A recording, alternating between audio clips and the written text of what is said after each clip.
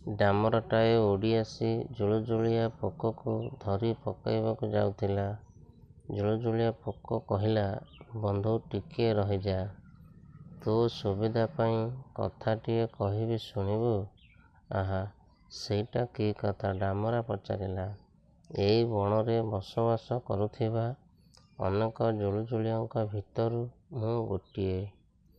ତୁ ଯଦି ସମସ୍ତଙ୍କୁ ଖାଇବାକୁ ଇଚ୍ଛୁକ, ମୋ ପଛେ ପଛେ ଆ। ଜୁଳୁଜୁଳିଆ ପୋକ କହିଲା, ନିଶ୍ଚୟ। ଡାମରା କହିଲା।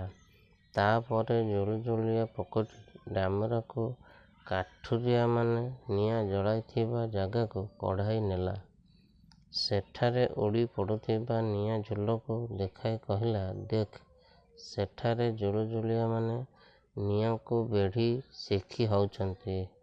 ତୁ ସେତକ ଖାଇସାରିଲେ ଏଇ ଜାଗାଠୁ ଟିକିଏ ଦୂରରେ ମୁଁ ତତେ ଆହୁରି ଅଧିକ ଜୁଳୁଜୁଳିଆ ଦେଖାଇ ଦେବି। ଡାମରା ନିଆଁ ଝୁଲ ଆଡ଼କୁ ଝପଟିଗଲା ଓ ସେଥିରୁ କିଛି ଗିଳି ପକାଇଲା। ଏଥିଯୋଗୁ ତା ପାଟି ପୋଡ଼ିଗଲା।